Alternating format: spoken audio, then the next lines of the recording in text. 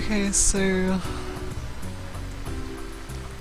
Okay, when you're speedrunning, if you're doing real-time speedruns, it's usually okay. That wasn't a very good shot, but it doesn't matter. You don't lose much time hitting on the fairway, because you can hold down the Z button, like I explained, and it would like just speed the ball up a bit so it stops faster. It doesn't actually speed the ball up, it just like skips some of the animation. What you can also do is hit into the rough. Nice shot. Or the bunker, because in that case the ball stops almost instantly. This is kind of risky because you need to learn how to play from the rough with a slightly worse lie, which means usually you'll club up a lot more. Maybe a bit harder to get used to. But this is like more useful for in-game time.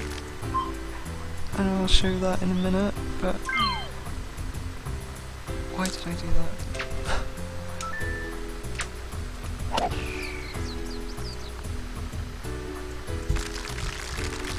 I actually don't want this on the green now. Yeah, the next thing I wanted to say, if you end up in the rough, right on the edge of the green, it's worth it to try and putt from the rough, because it's faster than approaching by quite a lot, I think.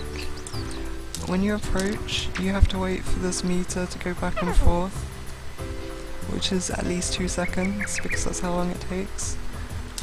If you putt, you take the shot as soon as you stop the meter. So from here, you get the shot started a lot faster. Nice approach. I didn't quite make the putt, but the thing about putting from the rough though is that it's risky because you don't always know how much rough you're putting through.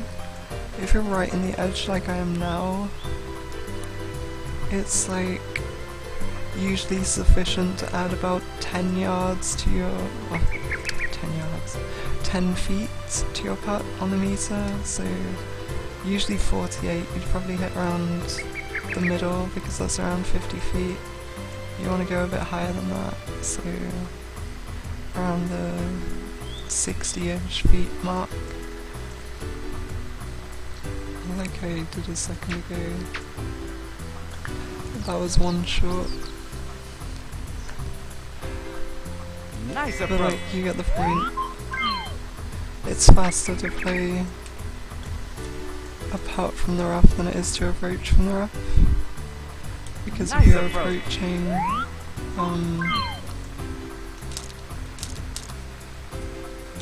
yeah, you'll start with a shot like this. So you want to club up probably twice, and you want to switch to an approach shot, so... But then you have to wait the full 2 seconds for the meter to go back and forth. And you have no guarantee that your shot's going to be any more accurate. So if you underhit it like I did, then that's slower than the putt. If you overhit it, it's maybe close, but I wouldn't say it's faster.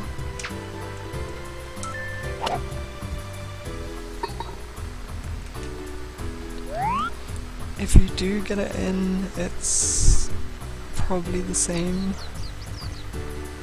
or maybe slightly slower, but it depends on the putt. If it's a short putt, you definitely want to putt from the rough instead of approaching. If it's quite long, then it depends, maybe just do what you prefer, but I'd say putting is usually better.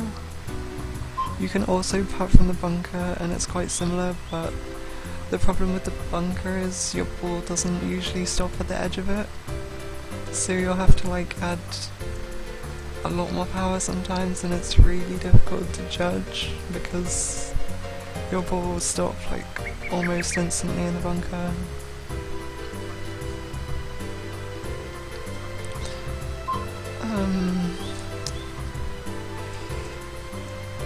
Yeah, let me go on to like a different hole. I guess it's worth saying, like, you can hit in the rough or the bunker if you're playing in speed golf mode, also deep rough or waist area. Bunker is generally fastest Nice shot. because there's usually some kind of bunker in the middle of the course. There's usually rough as well. Bunker stops the ball right away. Rough, it'll bounce maybe once or twice and stop, which is slightly slower, but it's still a lot faster than using the fairway. When you're playing in real time, you kind of have to either just do what you prefer or like just find a kind of balance that you're comfortable with. So some holes you'll hit into the rough where it's convenient to, because in real time you have to take into account the time you aim your shot as well. In speed golf, like, you have 2 or 3 seconds at the start of a hole to aim before it starts counting time. But yeah, the problem is just that you're playing with a much more unreliable lie. This shot is going to be a lot more difficult than playing from the fairway.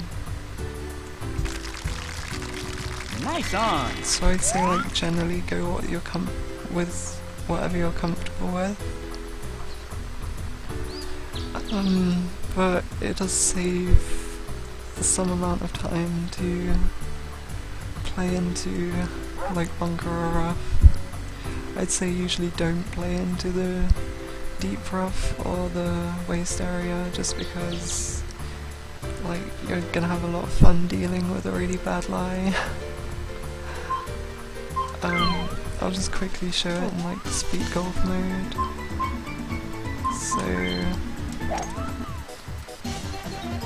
So you just take your shot on the first hole here. Nice shot. I hit in the rough and it was like 7-ish seconds. Here we go.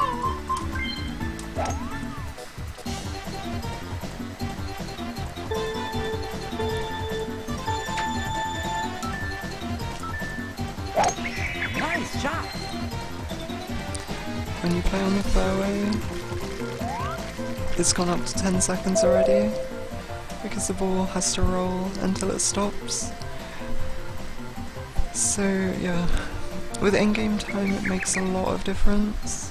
With real time it's less of a difference, but I think it's still significant enough that at least on easy holes you should play into the rough if you can like cope with the worst lie. Let me see if I can find like I guess I can just replay that hole.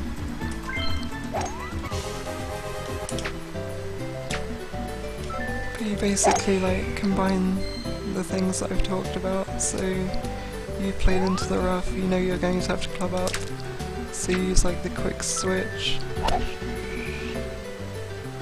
and then you're basically not losing any time from being in the rough and needing to club up. Nice on. Nice birdie. So yeah, just like combining all these things.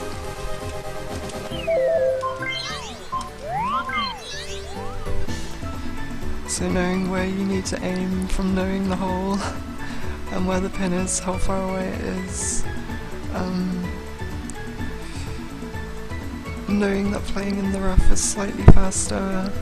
Knowing that you can club up twice without really losing any time, just by using the quick switching. I think that makes it worth it to use strats like that when you're doing real-time speedruns as well as in-game time. But it does make it a lot more difficult, so like, practice is really quite important. That's all I say. Okay, so I guess that's it for stopping the war and kind of combining the stuff I've talked about.